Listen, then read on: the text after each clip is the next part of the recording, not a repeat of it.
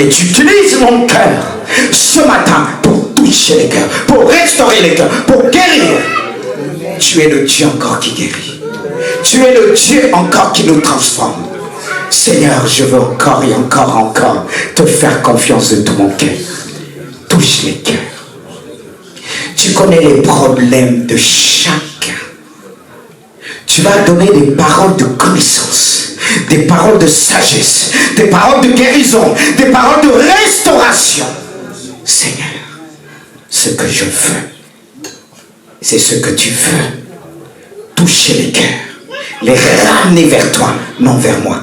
Pas les ramener vers une église, parce que très souvent, nous disons, viens à mon église, viens ceci. Non, viens à Jésus-Christ, qui a encore un cœur ouvert. Car si je dois emmener tout le monde dans cette ville, il n'y aura pas de place. Mais il y a la place dans ton cœur. Il y a la place pour accueillir. Tu es le Dieu de gloire et d'éternité. Glorifie ton nom. Aide-moi ce matin. Comme sans toi, je ne peux rien faire. Que je puisse être encore et encore cet instrument que tu as oint, que tu as choisi pour une bonne cause, pour nous transformer de gloire en gloire. Gloire à Dieu. Que le nom du Seigneur soit béni. Vous pouvez reprendre place. Alléluia. Alléluia. Gloire à Dieu. Voici un thème simple qu'on a souvent partagé, mais on va voir les choses autrement. Comme on avait dit dernièrement, transforme ton épreuve. Mais j'ai rajouté, je ne sais pas s'il faut dire ainsi, ce qualificatif qui dit, transforme ton épreuve par ma parole. Je ne dis pas par ma parole, mais par la parole de Dieu. On ne peut que transformer les situations de notre vie par la parole écrite. Cette parole qui est écrite dans notre cœur, on doit l'écrire dans les cœurs, pas simplement devant la nature. Parce que la nature nous observe, nous regarde. N'est-ce pas qu'il est dit que tout lieu que foulera la plante de vos pieds, je vous le donne.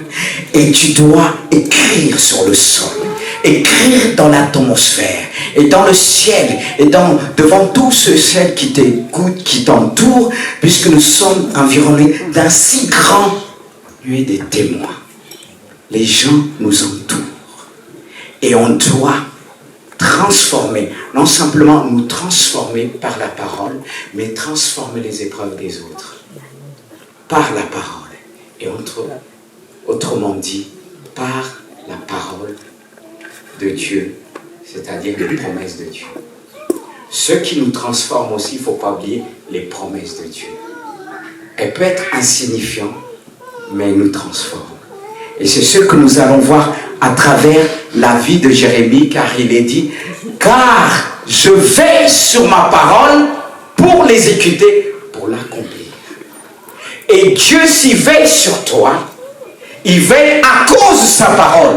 Cette parole que tu avais reçue au début de ta conversion, même bien avant, tu avais reçu une parole de Dieu, et c'est sur cette parole précise que tu as reçu un réma de Dieu. C'est sur ce réma que Dieu veille. Alors dis-moi, quelle promesse que tu as reçue de Dieu? On oublie très vite. C'est vrai que tu peux me dire, j'ai reçu plusieurs promesses, mais il y a une promesse qu'on est les autres à s'aligner. Et tout doit s'aligner sur une seule parole. Sur cette promesse que tu as reçue. On a tous reçu ici, de manière différente. C'est pourquoi on va s'appuyer sur la vie de Jérémie, sur l'épreuve de Jérémie. Et ce que nous allons voir ce matin, il y a simplement 3 points. Pourquoi Jérémie a été éprouvé par diverses épreuves? Deuxièmement, comment Jérémie a été éprouvé? C'est important de savoir comment Dieu t'éprouve. Le fait que tu vas savoir comment Dieu t'éprouve, tu vas comprendre l'appel de Dieu dans ta vie. Sans oublier les diverses épreuves qui sont là pour te façonner, pour te former. Car quand je disais la dernière fois, en disant si on devait rentrer chercher un centre de formation, qu'on voit, il est écrit centre de souffrance, d'épreuve, personne ne va s'inscrire. Peut-être Rémi qui a dit, bon, j'ai déjà 41 mariages, il va dire, là, je peux m'inscrire, j'ai rien à perdre. Même pour celui qui a rien à perdre, il dit, ah, Seigneur, j'ai assez souffert, pardon, ça suffit. Mais ici à Gisors, même si vous voyez, c'est l'église de source de Siloé, mais c'est l'église de la formation à la souffrance. N'est-ce pas, si Jésus est appelé homme de douleur, habitué à la souffrance, c'est qu'il était à l'école de la souffrance. Il a commencé par dans le désert. Il a dit bien que le Saint-Esprit nous aime. Mais regardez là où le Saint-Esprit l'a conduit. Il l'a conduit où? Hein? Dans un château. Château de princesse. Il a conduit où? Dans le désert. Quel centre? C'est un bon centre de formation, n'est-ce pas? Hein? Joyce, t'aimes ce centre de formation? D'épreuve, tu ne te révoltes pas. Ah oui, et tu te laisses conduire comme un agneau qu'on emmène à... C'était ça. Mais pourquoi on pleure, nous? Il est rentré et il était éprouvé par qui? En plus, là, c'est pas éprouvé, tenté par... Et nous, on va dire, ah non, non, non, non, c'est pas le Saint-Esprit. Mais Dieu utilise le diable. Eh bien, vous allez me dire, pasteur, c'est pas biblique, c'est écrit quoi? Conduit par le Saint-Esprit pour être tenté. Certes, la différence avec l'épreuve, comme je l'ai dit la dernière fois, l'épreuve a pour but de nous éprouver, nous former, vérifier au plus profond de notre cœur pour enlever ce qui doit être enlevé. Mais la tentation a pour but de nous inciter à pécher. C'est différent. Mais Dieu s'est servi de Satan. Il a essayé de pousser Jésus à pécher, mais il n'a pas pu. C'est-à-dire, dans la vie de chacun, Dieu va toujours nous conduire, je vais le dire, entre les mains de Satan. La personne a dit Amen. Ah, je comprends. Je comprends. Là, je comprends. Parce qu'au fond de ton cœur, dis, ah non, pas moi. Que tu le veuilles ou pas. Il est le prince de ce monde. Il est le prince de ce monde. Eh bien, on est dedans.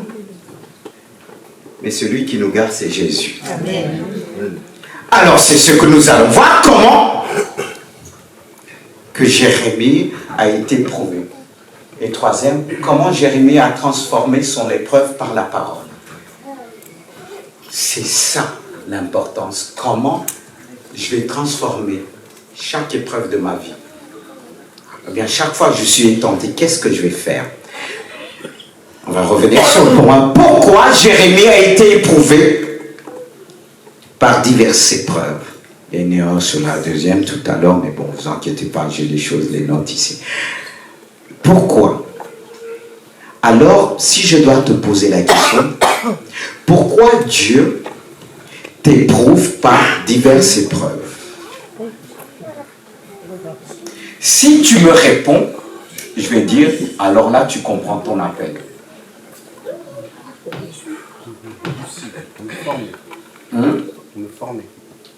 Nous former dans des domaines précis. Regarde, Jérémie. Quand ce passage nous dit ceci, les bontés de l'Éternel ne sont pas épuisées, ses compassions ne sont pas à leur terme, elles se renouvellent chaque matin et que sa fidélité est grande. Là, il parle de la grandeur de sa fidélité, c'est-à-dire pour d'autres personnes, Dieu veut démontrer sa fidélité envers ceux qui t'entourent. Alors il va t'emmener, il va t'éprouver là où les gens vont dire vraiment il est fidèle. Prenons l'exemple dans la Bible de les compagnons de Daniel. Il y avait, rappelez leur nom, Shadrach, Meshach, voilà. Et eux, comment ils étaient éprouvés? Dans une fournaise ardente. Et c'est là qu'on va dire, votre Dieu est grand, parce qu'ils sont restés fidèles jusqu'à la mort. Alors Dieu va permettre des circonstances dans la vie, des épreuves qui nous emmènent à la mort. Et toi, tu vas dire, Dieu t'aime pas. Comment les gens vont savoir que Dieu a des serviteurs qui sont fidèles, prêts à mourir à la mort? Et beaucoup sont destinés à ça. Peut-être là, tu vas me dire, non, je ne veux pas aller dans ce centre de formation. Mais c'est comme ça que tu vas connaître ton appel. Et il dit aussi, ces compassions se renouvellent. C'est-à-dire, toi, Dieu va t'emmener vers des gens qui ont des difficultés dans la vie, faire le social, pour montrer ses compassions envers les pauvres. Il va te prouver même que des pauvres te volent même. Tu vas dire, je peux aider personne. Pour voir encore si tu vas étendre la main à celui qui t'a volé. Mais ça, c'est dur. Hein? Jésus a étendu la main à Judas. Hein? Il a donné même la caisse. Ça prouve ses compassions. Et Dieu voulait démontrer dans la vie de Jérémie que vraiment, il est amour. Et que ses compassions se renouvellent chaque matin. Et ses épreuves se renouvellent chaque matin. Vous voyez? Et là, on peut comprendre le pourquoi l'épreuve de Jérémie. Et là aussi, ça peut t'éclairer. Parce que là où Dieu t'appelle, c'est là où tu vas sur plus des épreuves. S'il t'appelle à être conducteur, mais prépare-toi à l'épreuve des conducteurs. C'est pour ça qu'on se presse toujours, dit je vais faire ça, je vais faire ça. Mais qu'est-ce que nous dit de la Bible? Qu'on les éprouve d'abord, ensuite qu'ils exercent leur ministère. Mais nous, quand on est éprouvé par des hommes, comme je dis, Dieu est capable d'utiliser des hommes qui vont nous mener la vie de Dieu pour voir qu'est-ce qu'il y a dedans. Tu vas dire, Dieu, il m'a fait ceci, il m'a... Peu importe. C'est pas ce que Dieu... Même si tu essayes de détourner le regard de Dieu, dis, mais t'as vu, la soeur, le frère m'a fait ça. C'est pour t'éprouver. Comment une année je suis arrivé, en même temps je travaillais, vous exercez le ministère, j'étais tellement fatigué que deux fois même pour monter sur le strade, le pasteur principal, j'ai failli tomber. J'ai dit, Seigneur, si je tombe là, on va dire je suis possédé. Fais-moi grâce. J'ai repris mes forces, je suis monté. Et là, ce jour-là, pour prêcher, je bafouillais.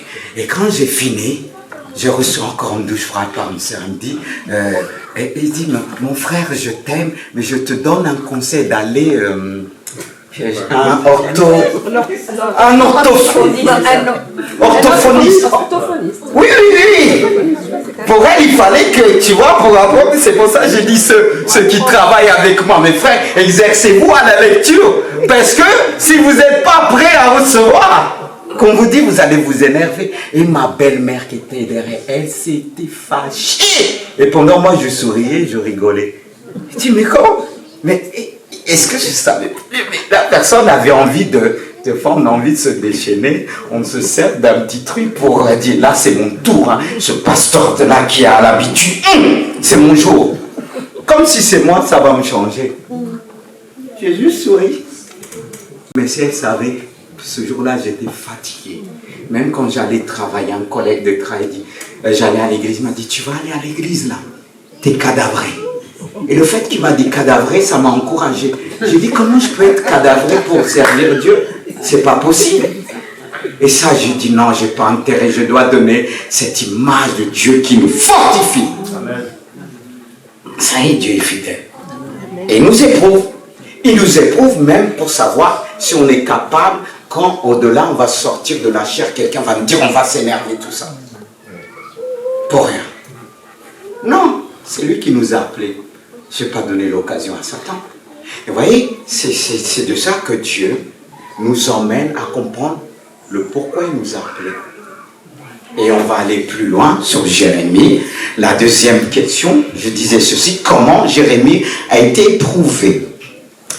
Et comme je l'avais posé la question l'autre fois, comment Jérémie a-t-il été éprouvé? Comment Jérémie a-t-il... Avant sa naissance. C'est dur de voir ça, avant sa naissance. Mais comment avant sa naissance? Bon, ça va défiler en premier, après je vais revenir dessus. Pendant son enfance, et troisièmement, en plein ministère. Il y a un processus. Il y a un processus. Et il y a plein de choses qui retardent ce processus dans nos vies. Parce qu'on se braque vite. Mais quand on se braque, Dieu nous ramène toujours à l'épreuve initiale. Mais c'est vraiment avant sa naissance. Parce que quand il dit, je te connaissais avant que tu sois dans le ventre de ta mère. Et certaines personnes, ils ont eu des combats bien avant qu'ils soient venus dans le monde. C'est-à-dire la maman, lorsqu'elle a engendré l'enfant, il y avait, on l'a dit, mais tu vas perdre ta grossesse. Et c'était vraiment combattu parce que le diable aussi voit les choses d'avance. Il suit les promesses. Si tes parents ont reçu une promesse, parfois ça commence, il va suivre cette promesse comme il a fait pour Jésus. Parce qu'il savait, il disait que Jésus va venir à travers la tribu de Juda. Et malheur à la tribu de Juda. Satan a combattu la tribu de Juda. Mais Jésus n'était pas encore là. Parce qu'il y avait une promesse depuis la jeunesse. Non, la femme enfantera un enfant, il t'écrasera la tête et tu le blesseras le talon. Jésus n'était pas encore là. Il était encore en Dieu. C'est pareil que Jérémie, il était dans les pensées de Dieu. En Dieu. Et Dieu, ce qu'il a envie, parfois, il l'exprime. Et tes parents ont exprimé certaines choses que tu ne connaissais pas. Et voilà, tu es venu au monde, tu subis toutes sortes de combats. Et des fois, tu dis, c'est la faute à papa, c'est la faute à maman. Non. C'est à travers la promesse qu'ils ont reçue pour le deuxième enfant, pour le troisième enfant. Et nous, comme il nous manque le discernement, on va aider Satan, on va maudire même l'enfant. C'est là qu'il faut être spirituel. C'est là qu'il faut être des visionnaires. C'est là qu'il faut avoir cette dimension de l'aide, de voir les choses d'avance, avant que les autres les voient.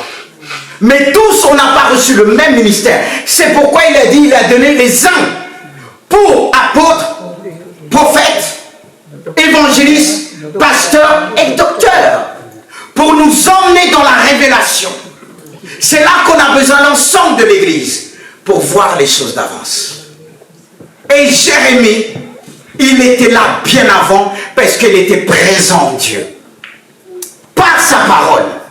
Et c'est pourquoi il était combattu. Et beaucoup ont vécu cela dans leur vie. Tu es venu par une prière comme Samuel. Et il y a des choses qu'on ne peut pas comprendre dans la vie. Comme moi, je ne comprenais pas certaines choses dans ma vie. J'en voulais un peu pas. Oui, un petit peu à Dieu. Pourquoi ceci? Pourquoi j'ai perdu mon grand frère? Pourquoi tout ça? C'est pas normal. Je suis le seul garçon. Mais si le grand frère n'était pas parti à l'âge de 11 mois, je ne serais pas là. Quand il est parti, une femme a prié, si tu me donnes un garçon, je te le consacrerai. Et c'est là que j'ai compris après pourquoi certaines épreuves. Parce que Dieu attend des prières qui vont déclencher une parole dans le ciel. Parce que Dieu a plusieurs vœux en lui. Il veut les exécuter. Mais qu'est-ce qui va permettre que Dieu exécute certaines choses? C'est les prières qu'il attend sur la terre qui vont monter vers le ciel. Parce que comme Dieu a créé les choses par sa parole, il attend aussi des paroles qui vont un peu prendre ce qu'il a prévu d'avance. Et c'est ces paroles-là, à travers ça, que Dieu va lâcher une parole. Et comme il a fait pour Jérémie, comme il a fait pour Anne. Anne, qu'est-ce qui lui a permis d'avoir un prophète? C'est qu'elle a vécu des choses très difficiles. Il y avait Pénina, sa rivale, qui l'a mortifiée. Quand on dit le mot mortifié, c'est la mort. Elle le persécutait à mort. Mais on peut dire aujourd'hui, béni soit Dieu pour Pénina. Alors dis-moi, qui est ta Pénina? Ta Pénina peut t'emmener à connaître le plan de Dieu dans ta vie. Mais il est dur de dire merci à Dieu pour nos Pénina. Parce qu'elle te mortifie tous les jours. Ta Pénina peut être ton mari, ta femme. Il y a Rémi qui me dit, non, on a traversé cette épreuve. Non, je ne suis pas là en train de prophétiser. Reste en paix. Non. C'est pas bon, je regarde personne. Comme ça, personne va dire, peut-être le pasteur a vu, oh, je vais souffrir, ma femme va me faire souffrir. Non, c'est pas le but. Non. On a besoin de vous. Vous avez traversé 41 mariages, vous avez vécu. Vous avez assez, Seigneur, épargnez-les. Alléluia. Vous voyez, on a du mal à dire à Dieu, merci. pour celle que je disais, parce que de fois on va dire, on va vouloir se braquer. Remercie Dieu. Tu ne sais pas ce que Dieu a réservé pour toi. Et c'est Pénina qui a poussé Anne à faire des prières qu'elle n'avait jamais fait. À cause de Pénina, elle était morte, elle s'est approchée de Dieu en disant, si tu me donnes un enfant, je vais te le consacrer. Et quand Dieu l'a donné un enfant, elle a déposé cet enfant dans le temple. Et les enfants d'Élie, le sacrificateur, la Bible dit, c'était des enfants pervers. Oh, cette femme, elle est courageuse. Mais elle a fait confiance à Dieu. Mais toi, tu vas dire, non, mon enfant que j'aime.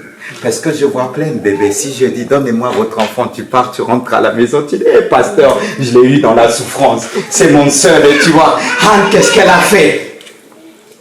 Elle était consciente qu'il y avait un problème. Mais Dieu te dit, viens dans cette église. Mais Dieu a un plan pour toi. C'est pour ça que tu dois connaître ton Dieu. Beaucoup de chrétiens passent à côté des choses. Anne, elle aurait pu dire, c'est l'enfant unique que j'ai. Mais je te le dépose. Un an jamais. Je l'ai porté 9 mois. Mais tu l'as porté 9 mois, Dieu le connaissait déjà avant. Parce que de fois, on laisse parler nos sentiments. Laisse parler la promesse que Dieu a mis dans ton cœur. C'est ce que Dieu veut exécuter. C'est ce que Dieu veut accomplir. Non tes sentiments. Connaître Dieu, c'est le connaître dans l'épreuve. Sans rien abandonner. En disant, Seigneur, tu veux faire sortir en moi le meilleur, comme il a fait pour cette femme cananéenne qui souffre à cause de son enfant. Mon enfant est cruellement malade, tourmenté. Nous, on sera tenté de dire, ah ma pauvre, dis-moi, je vais prier pour elle. Qu'est-ce que Jésus lui a dit encore? Il n'est pas bon de prendre le pain qui est destiné aux enfants et le jeter quoi? Aux petits chiens. Il a traité cette femme de petit chien. Est-ce qu'elle a dit, moi tu m'appelles chien? Je ne viens plus dans ton église. Non, je pars. Mais la femme savait qu'il y avait la bénédiction.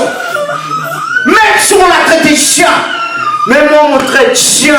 Tout ça, peu importe. Moi je veux la bénédiction. Alléluia. Mais nous on se vexe vite. Et ça nous empêche d'être éprouvés, rentrer dans le plan de Dieu. Mais cette femme n'a pas regardé à la parole de Jésus.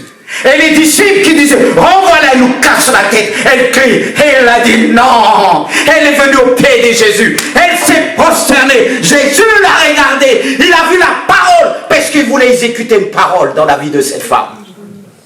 Il voulait démontrer les promesses de Dieu, la foi de cette femme. Il va lui dire, oh femme, ta foi est grande, qu'il te soit fait selon ta foi. Et toi tu pleures tout en disant, oui, personne même arrête.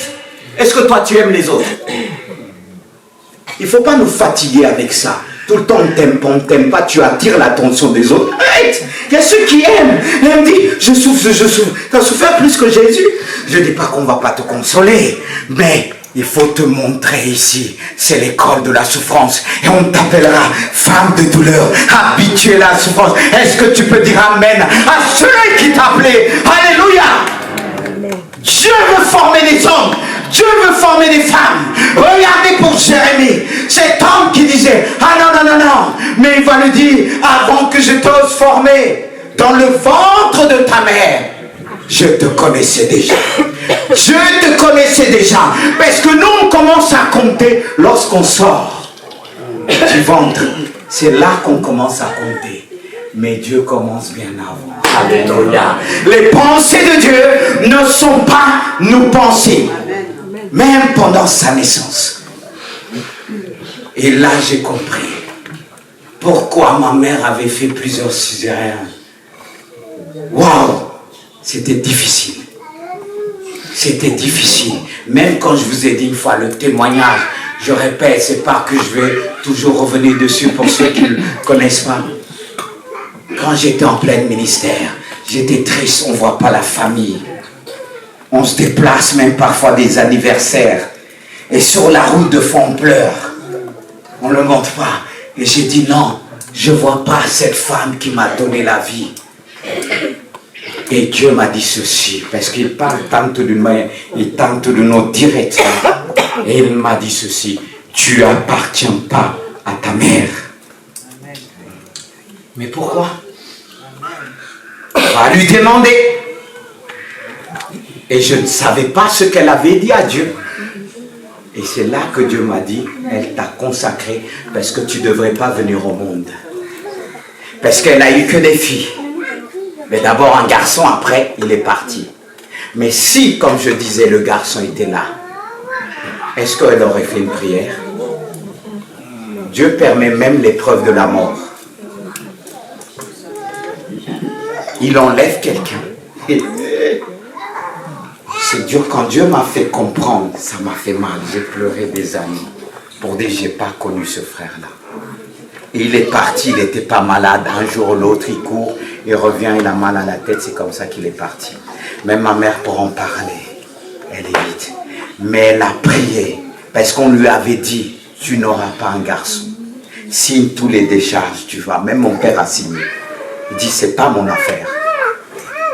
Si tu meurs, c'est pas mon affaire. Imagine, t'as encore une femme. Et c'est là que je suis venu.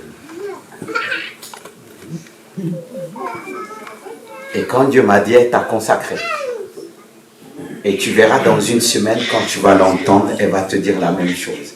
Et une semaine, je vais chez mon oncle, elle était là, j'ai dit, mon oncle, ça fait longtemps qu'on ne te voit pas. Elle a dit oui. Je me suis dit ça, mais Dieu m'a dit ça et ça. Exactement la chose que Dieu m'a dit. Mais souvent, ça appuie sur notre sang, on dit, je souffre, personne m'aime. Essaie de comprendre pourquoi tu souffres. Est-ce que tu comprends pourquoi tu souffres? Parce que ce que Dieu a appelé d'une manière particulière, des ministères spéciaux, écoute-moi bien. Ouvre tes yeux et tes oreilles. Si t'a appelé à chanter, pour que tu puisses le faire pour Dieu, il va t'éprouver d'une manière que les gens parfois te disent des choses qui te font mal. Pour t'emmener à se détacher sur qu'en dira-t-on. Parce qu'il y a des personnes, quand ils font quelque chose, ils veulent toujours qu'on vienne dire, ah c'est bien, c'est bien. C'est bien, mais c'est pas toujours bien. Et Dieu nous appelle, quand ceux qui les a appelés d'avance, il t'appelle à se détacher de tout. Là, il va t'éprouver aussi pour voir. Même parfois pour voir si on est généreux. Dieu attend. Le jour que tu as découvert, il va dire, va bénir un tel. Ah, j'ai rien. Mais il va dire, va te bénir. Mais on croit que Dieu va nous demander de bénir quand tout va bien. On a les billets comme ça. Le compte est rempli, c'est trop facile. Comment il va te voir si tu es généreux, mon frère?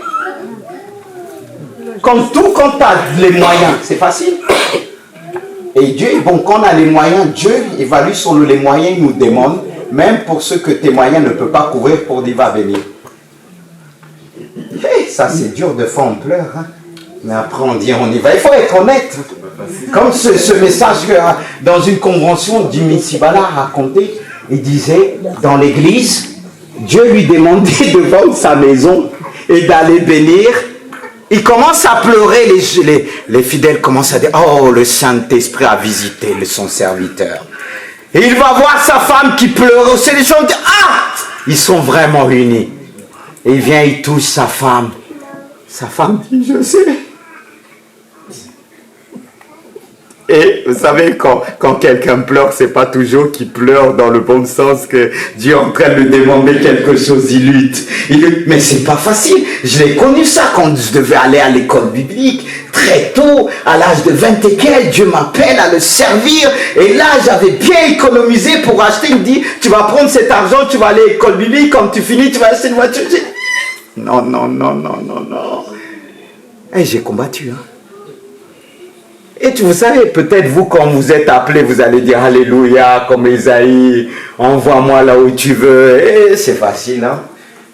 Mais la réalité, c'est tout autre. C'est pourquoi Dieu nous éprouve. Et il va t'éprouver. Quand Dieu appelle un homme, il le tourne dans tous les sens. Tu as remporté cette épreuve, après je te retourne comme ça, après je te retourne comme ça, je te retourne comme ça, dans tous les sens. Mais toi, tu as été retourné que comme ça, mais monte comme ça, et monte comme ça, comme ça, comme ça. Mais toi, quand il te fait comme ça, tu dis, ah non, non, non, non, c'est le diable. Continue à dire c'est le diable, tu ne vas jamais rentrer. Laisse-toi conduire. C'est pourquoi tu as besoin de la vie de Jérémie. On en est où? Ah. Voilà, deuxième. Pendant son enfance, l'école de Dieu, bien avant qu'il arrive par sa mère, parce que Dieu sait que l'instrument qui va emmener la bénédiction, le diable, il va attaquer cet instrument comme c'était pour le peuple d'Israël. Il attaque aujourd'hui encore parce qu'il sait que Jésus va revenir. Il attaque aussi l'église parce qu'il sait que Jésus va revenir prendre son église et le diable veut que personne ne parle. Est-ce que vous entendez? Le diable veut personne et il attaque l'église. Mais revenons d'abord sur l'enfance. On va dire, quand on voit les enfants, ils sont tout mignons. Ils ne peuvent pas être attaqués. Un parent, protégez vos enfants dans la prière. Ils ont une destinée. Parce que regardez l'épreuve qu'il va connaître pendant son enfance. On peut le discerner à travers ce verset qui dit: j'ai répondu à Seigneur l'Éternel, voici je ne sais point parler car je suis un enfant. Écoutez bien. Est-ce que les parents, vous êtes toujours là? Comment des loin de Dieu, des prophètes, des apôtres parfois peuvent être éprouvés? Regardez l'épreuve de Moïse, il disait: je ne sais pas parler, je n'ai pas la parole facile. Bon, certains s'accordent pour dire qu'il était bègue. Bon, nous, si on voit un enfant qui est bègue, on va dire: ah, celui-là, il n'est pas vraiment appelé. Parce que la voix, la parole, c'est l'instrument du prédicateur. Moi, ma femme me dit toujours: il faut bien boire de l'eau parce que tu utilises ta voix. Mais s'il y a une défaillance, on va dire: il n'a pas reçu.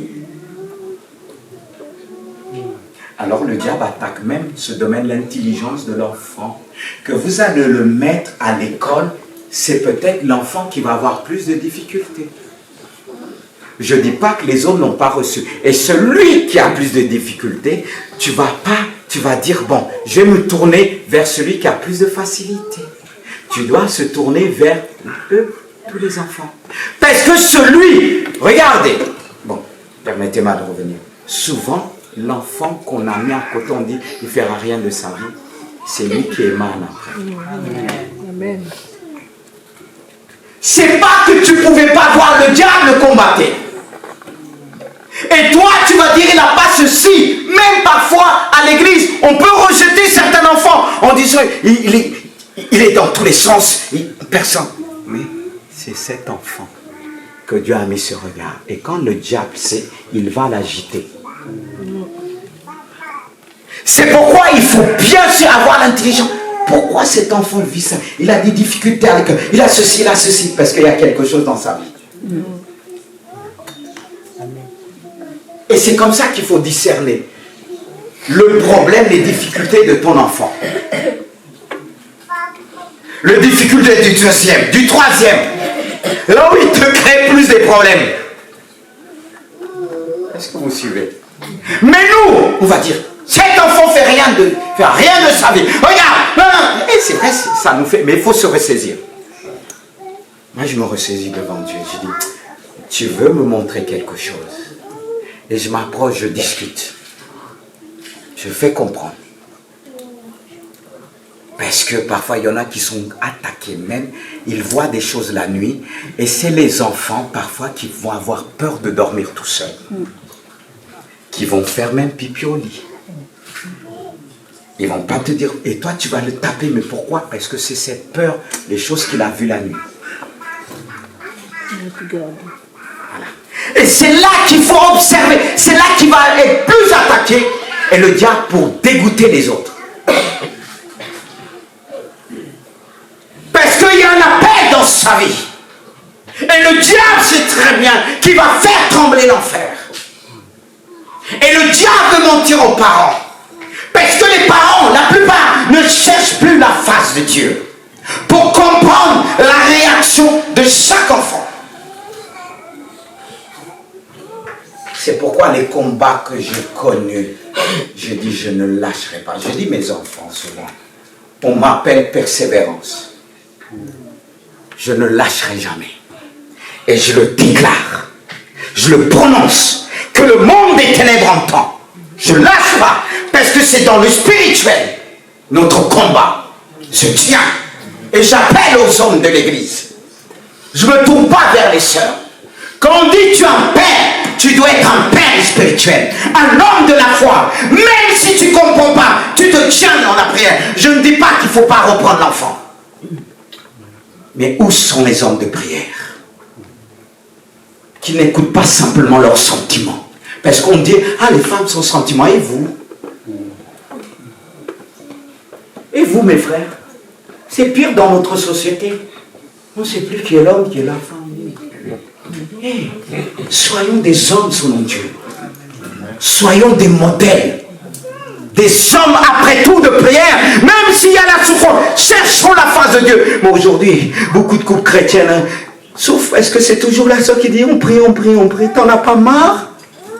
Oh, réveille-toi. Parce qu'on dit, ah, je ne te laisserai pas porter, mais elle porte dans la prière. Peut-être toi, tu emmènes les sous. Mais tu ne pries même pas. Tu dis, ah, j'emmène les sous, ça suffit, comme ça, elle va prier. C'est ce que Dieu t'a dit? Hein? Mais, si ta chair là, tes pensées te disent ça, moi je te dis autre chose ce matin. Réveille-toi, toi qui dors, Christ t'éclairera. Ne dis pas, oui, tu es un enfant. Même les enfants présents. Quand on vous conduit, vous allez dire, je suis un enfant, je vais faire telle bêtise, c'est normal. Non, le diable s'en sert.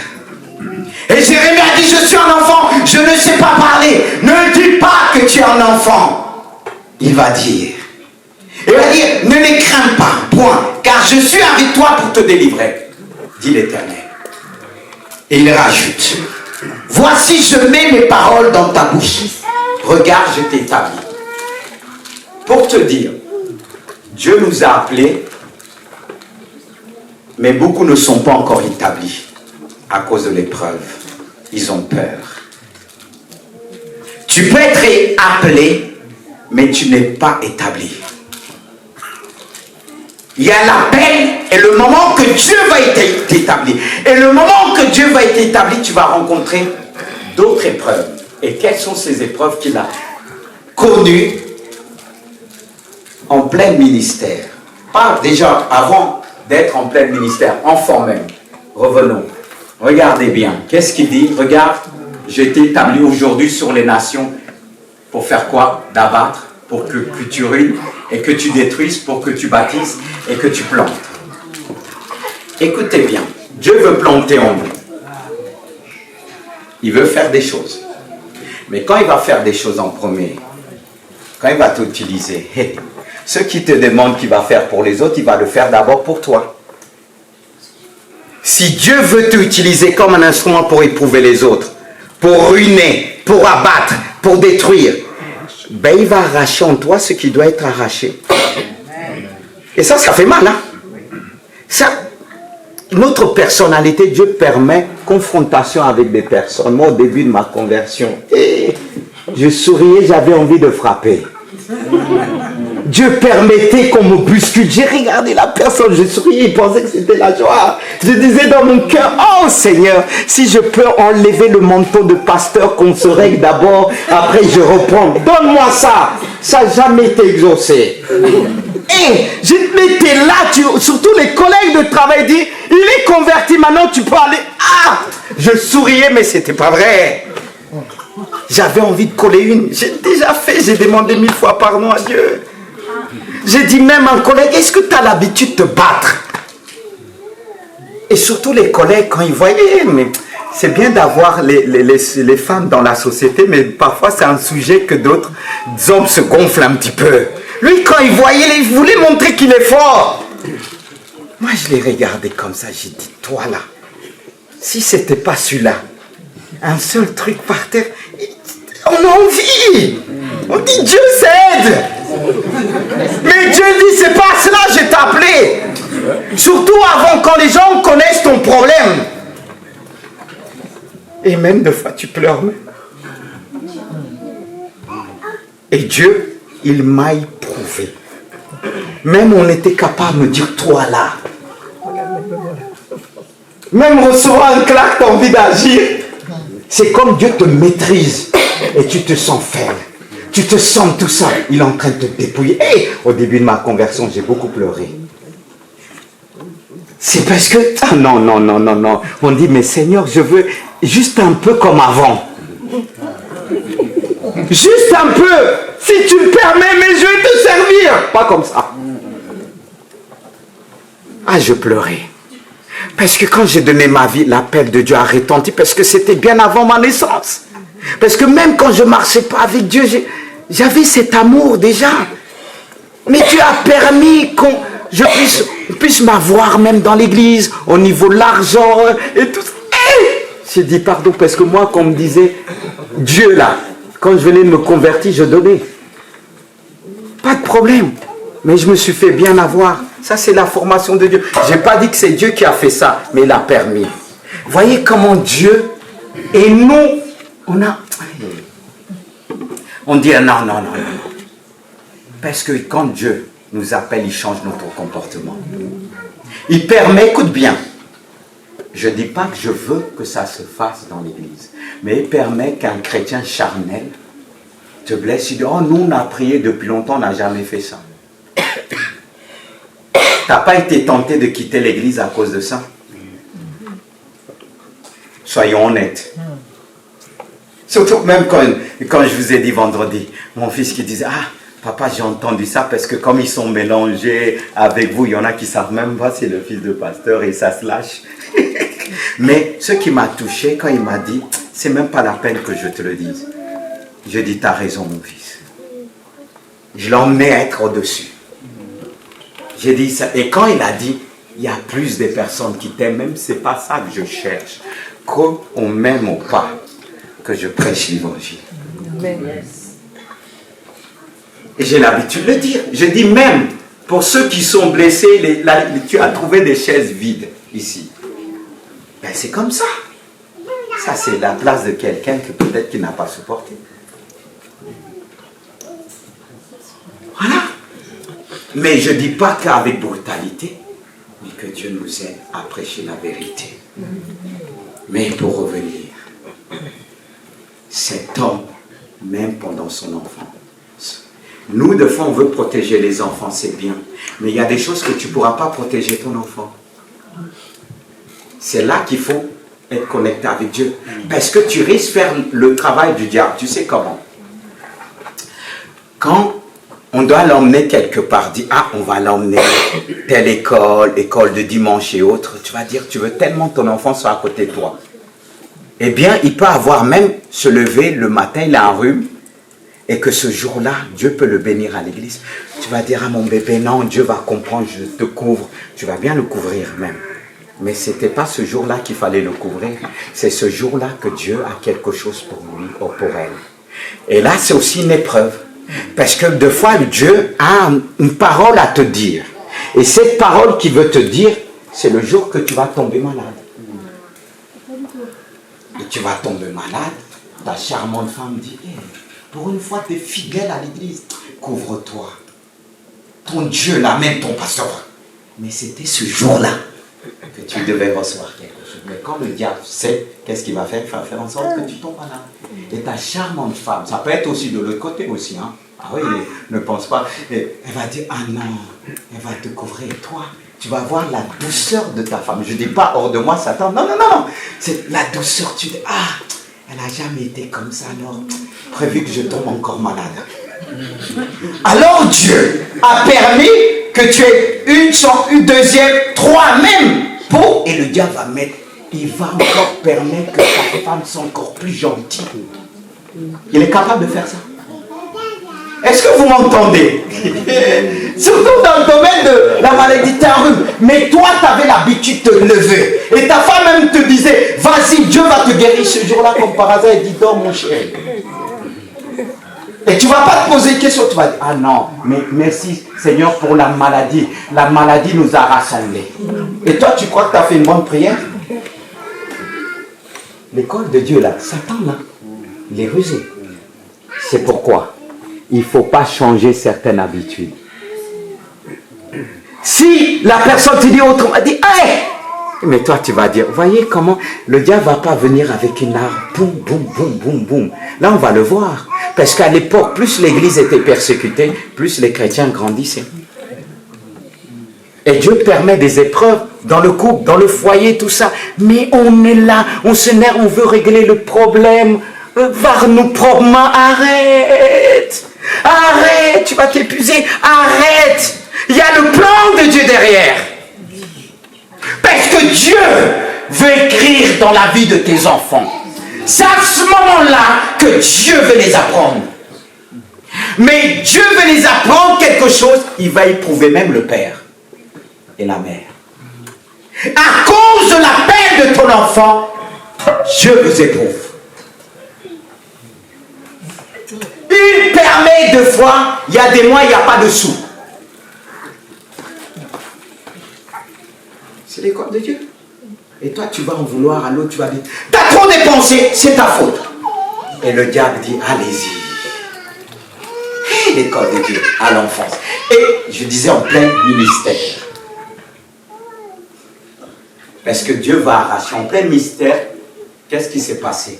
Pour ceux qui sont rentrés dans le ministère, qui commençaient à annoncer, chanter, écoutez bien, faire des choses.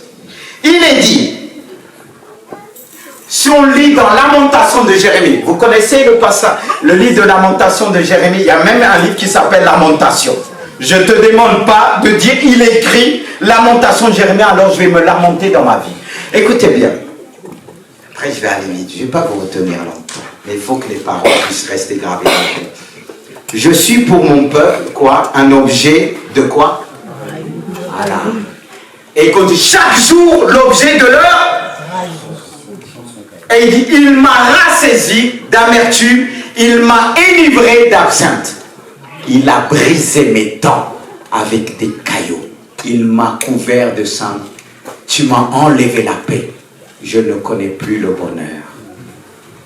Tu t'es jamais dit ça? La suite.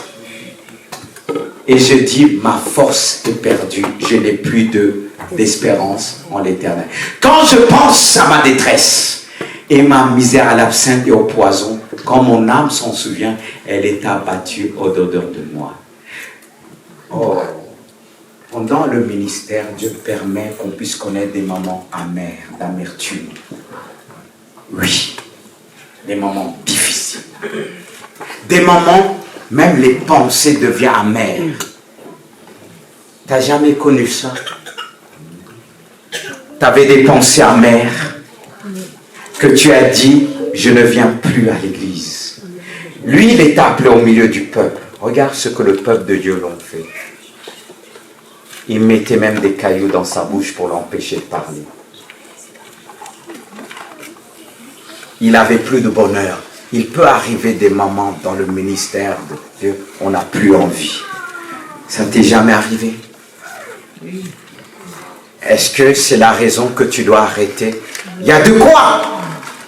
Parce qu'il va dire, quand je pense, mon âme est abattue au-dedans de moi. Parce que quand le diable va t'abattre, il attaque ton âme. N'est-ce pas, on est fait en 3 parties. Quelle est la partie que le diable va attaquer plus dans l'homme? C'est l'âme. Et c'est l'âme l'expression de nos émotions.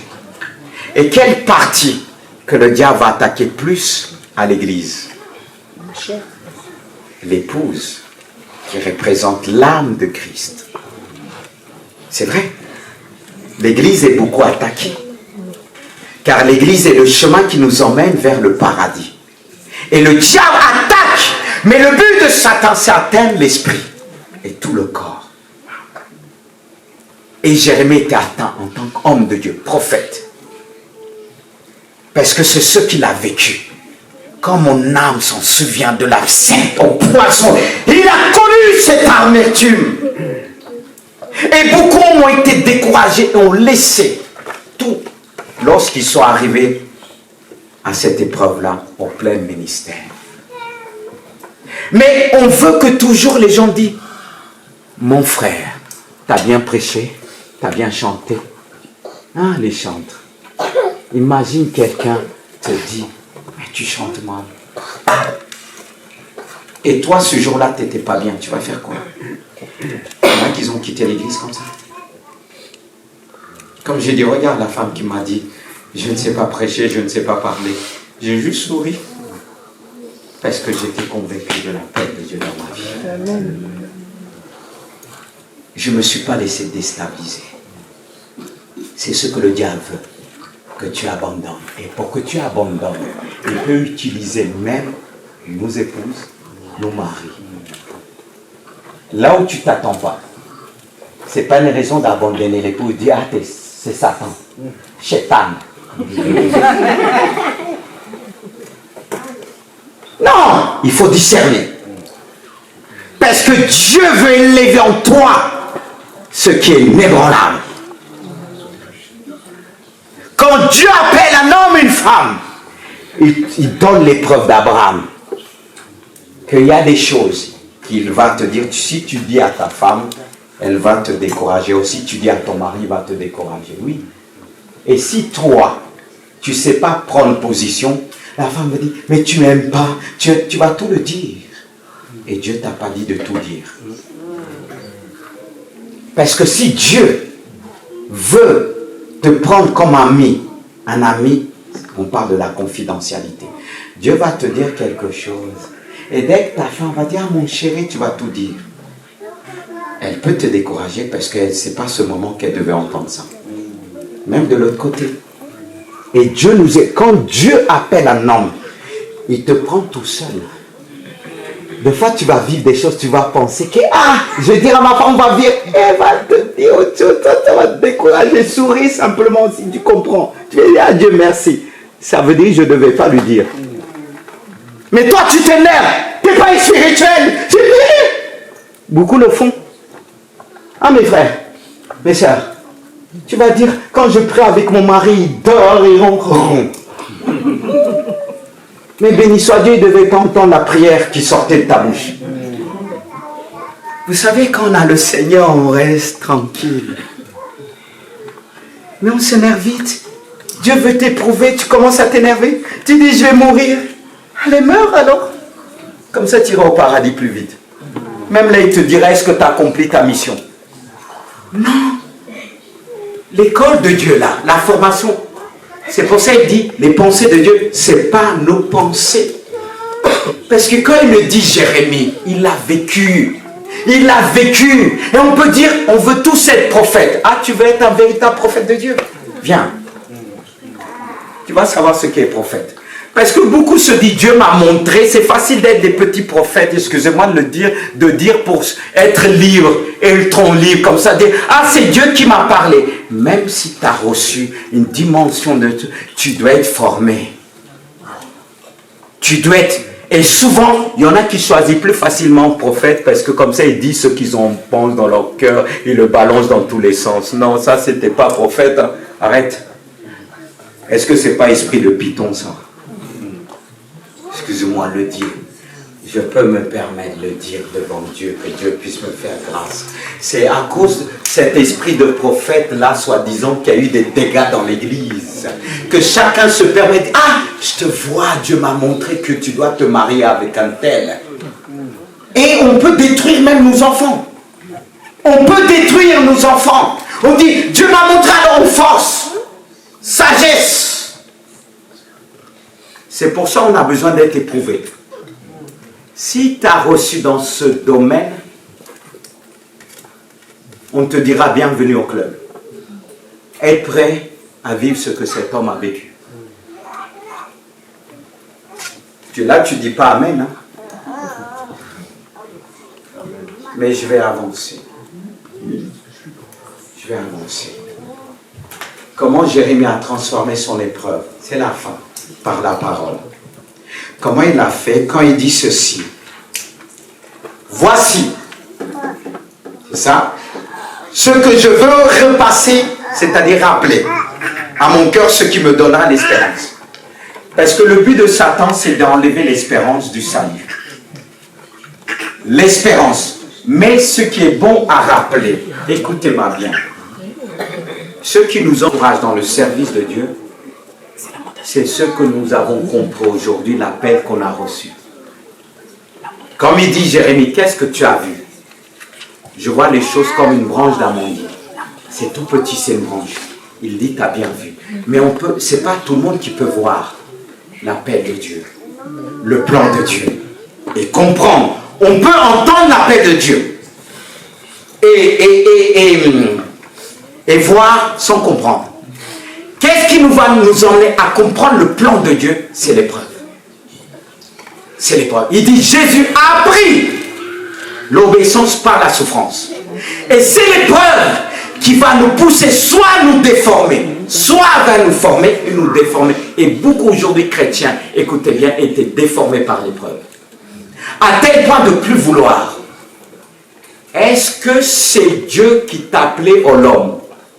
Même si Dieu utilise l'homme, ça reste l'appel de Dieu. Et l'homme que Dieu va utiliser, il peut faire en sorte qu'il te dit non. Ça m'est arrivé. Quand Dieu devait m'appeler à aller à l'école biblique, et pour me débarrasser de ça, parce que quand quelqu'un t'appelle, tu n'as pas envie, à un moment te dit, ok d'accord, on y va. C'était un peu ça. C'était pas un bon d'accord. Et lorsque le serviteur à l'époque, que Dieu m'a mis entre ses mains, il m'a dit non, tu vas pas. Mais pourtant c'est Dieu qui m'a appelé à aller. J'aurais pu dire, j'y vais, avec force. C'est ce qui s'est passé au début.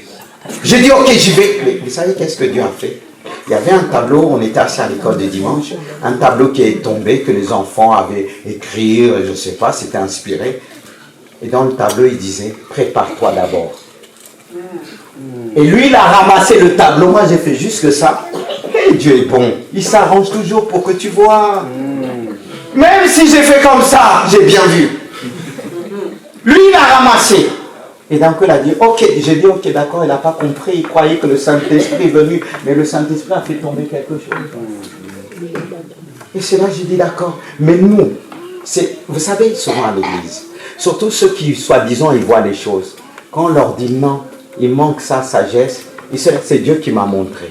Oui, c'est le Saint-Esprit m'a parlé. On se cache un peu sur le Saint-Esprit et on manque de sagesse, on fonce comme des taureaux, donc comme un agneau qu'on emmène à la boucherie. Non, le prophète d'abord, il s'avance comme si on va l'égorger. Pas comme ça. C'est pour ça sagesse. Et c'est pour ça, comme ça, que Dieu m'a formé.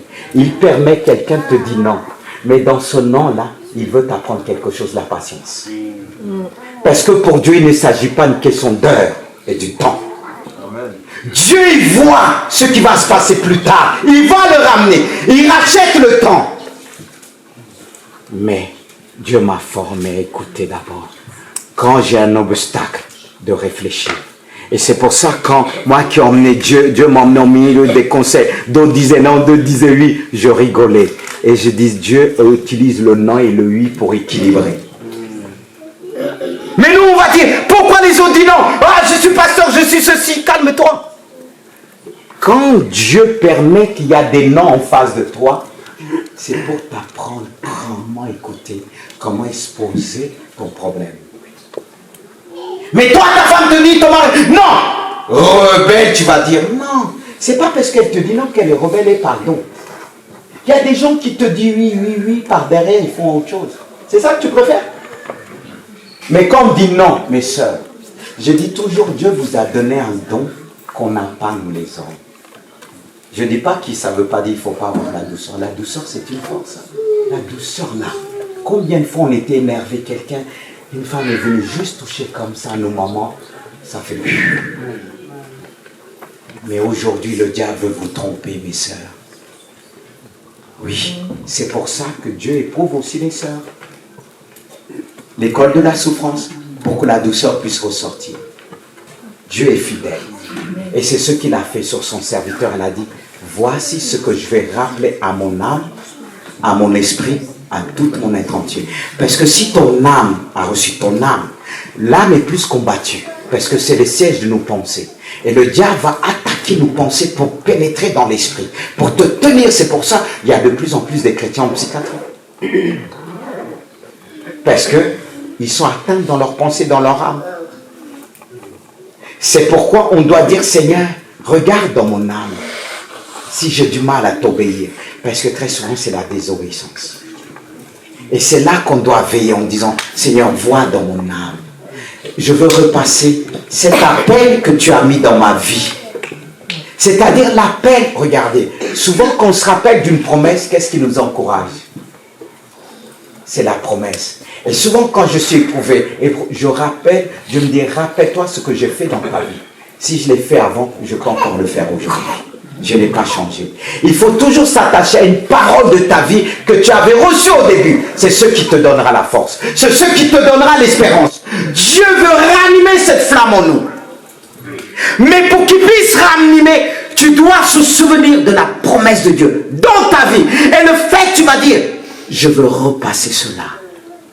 Comment au début je me suis donné à toi, j'ai connu ton amour. Tu m'avais dit ça. Seigneur, je veux repasser cela dans mon esprit, dans mon âme. Mais si tu perds ce fil conducteur, là, ce mot, cette parole que Dieu t'a dit, le diable va te mentir. Le diable va te dire, tu n'as rien reçu. Et c'est ce que Jérémie a vécu. La souffrance voulait étouffer l'appel de Dieu, les promesses de Dieu. Et le diable va tout faire pour étouffer ce que l'Église a reçu. Il va dire, il n'y a plus d'Église, l'Église est ceci, l'Église est ça. Et toi, tu vas repasser cela dans ton âme. Tu finiras par te décourager. Tu finiras par rester chez toi. Parce que trouver une Église aujourd'hui, est-ce que ça veut dire que ça n'existe pas des églises qui sont là, qui ne regardent pas à eux, mais qui regardent à Jésus? On n'est pas encore au ciel. Mais si le diable attaque l'église, parce qu'il sait que l'église est le chemin, la vérité, la vie. Car si Jésus est le chemin, il demande à l'église d'être le chemin. Et toi, tu te dis, oui, c'est pas normal que l'église fait ceci. C'est normal parce qu'elle est attaquée. Et le diable utilise les chrétiens charnels. Ça existe. Pour détruire son église, il n'utilise pas les gens de dehors, il utilise les gens de l'intérieur. Ça a toujours existé. Alors si tu te dis, il n'y a pas d'église, je te ramène dans les 7 églises de l'Apocalypse.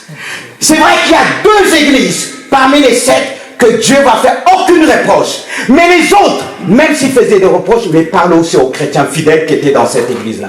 C'est-à-dire, dans toutes les églises, même catholiques, on va dire, c'est ceci. Dieu permet qu'il y a 2 ou 3. Oui.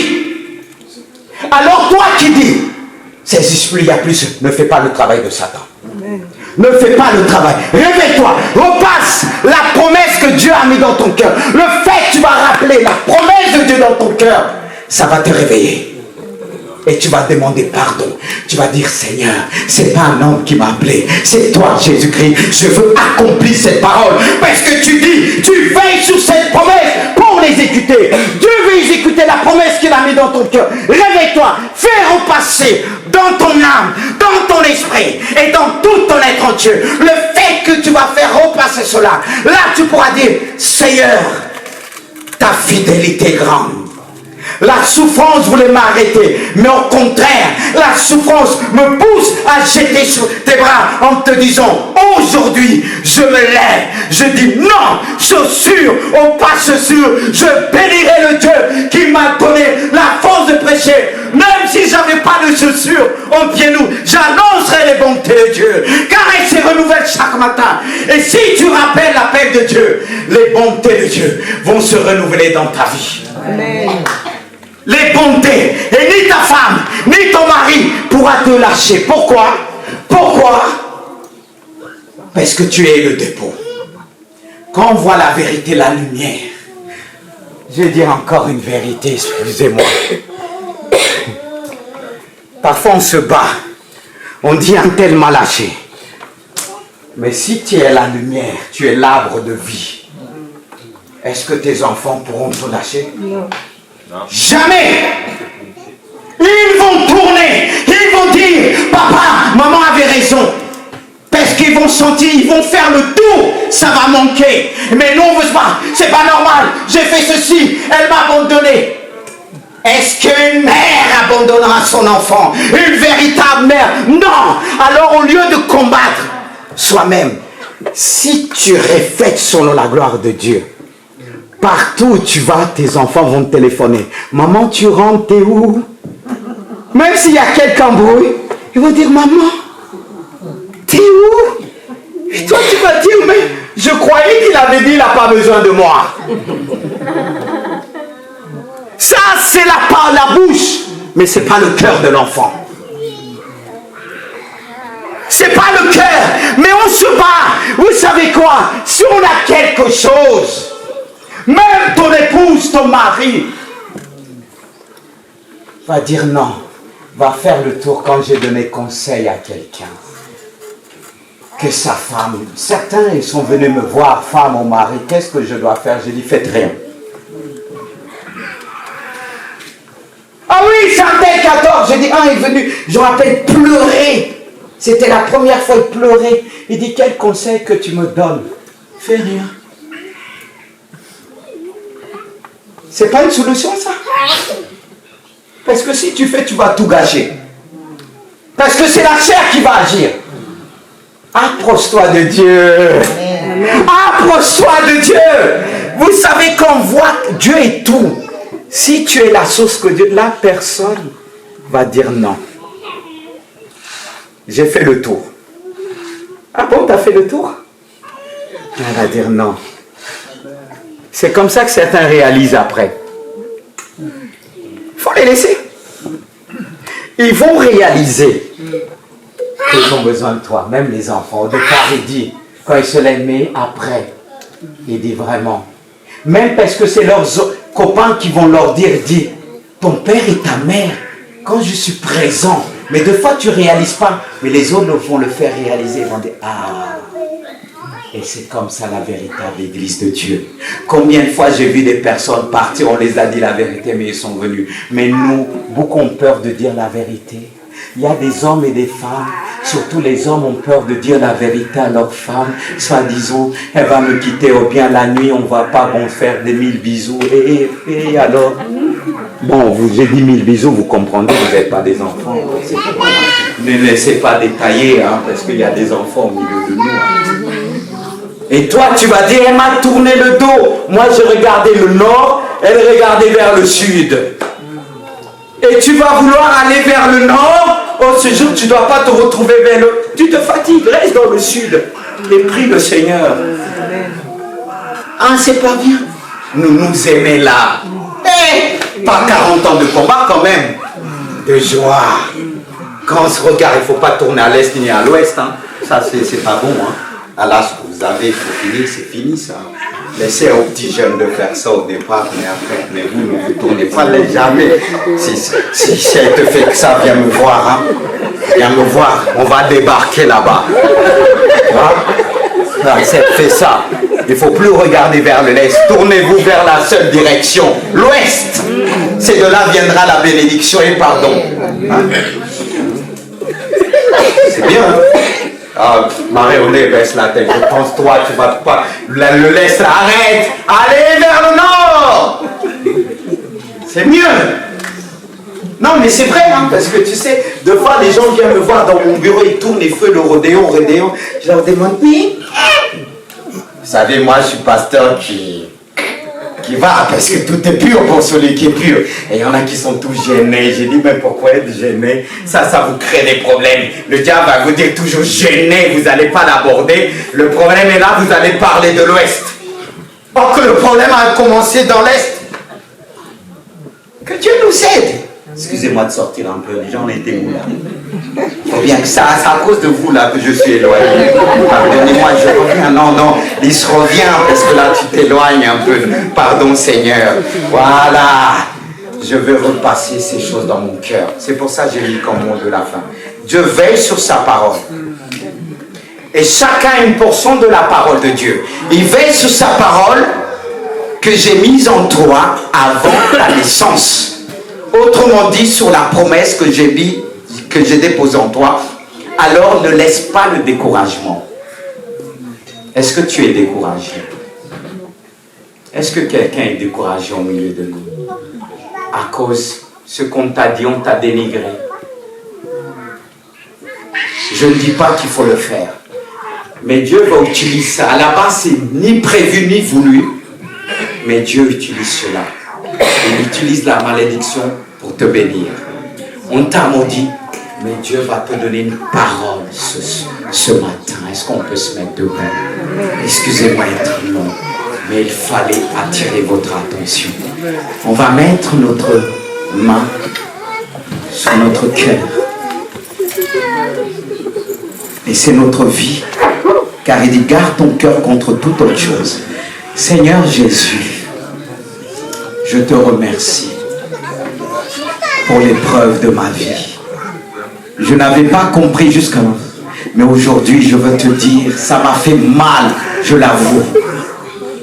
Mais je veux te remercier. Pas bénir Pénina, mais te remercier pour la vie dure que Pénina m'a emmenée. Sans le savoir, elle a poussé les choses. Elle a accéléré la bénédiction. Elle a accéléré l'enfant de la promesse. Et Seigneur, s'il n'y avait pas Pénina dans ma vie, je ne serais jamais rentré et établi par ta parole. Et aujourd'hui, je veille sur cette parole que tu as mis dans mon cœur. Sur cette promesse que tu as mis dans mon cœur. Tu veux l'exécuter. Alors qu'il soit aussi. Ainsi, exécute ton plan. J'avais pas compris. Mais aujourd'hui, je lève la main droite devant toi. En disant, je ne veux plus aujourd'hui. À cause d'un découragement.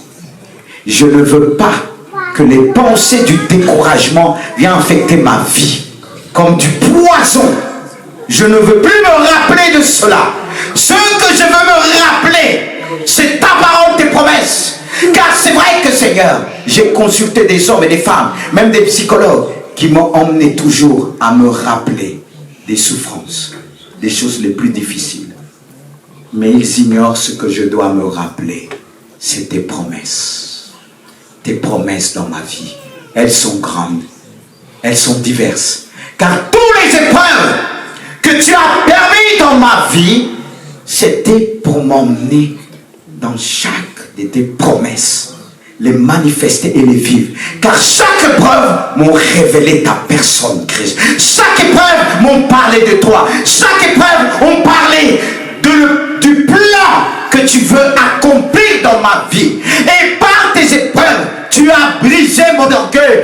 Par ton épreuve, tu m'as permis de voir. Et je veux te contempler ce matin. Je veux te dire merci pour ce message divin que tu m'as donné.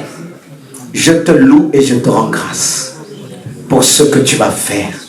Et je te loue, Seigneur, pour l'épreuve les plus difficiles qui m'a emmené à pleurer, qui m'a emmené à être brisé afin de me dépouiller devant toi.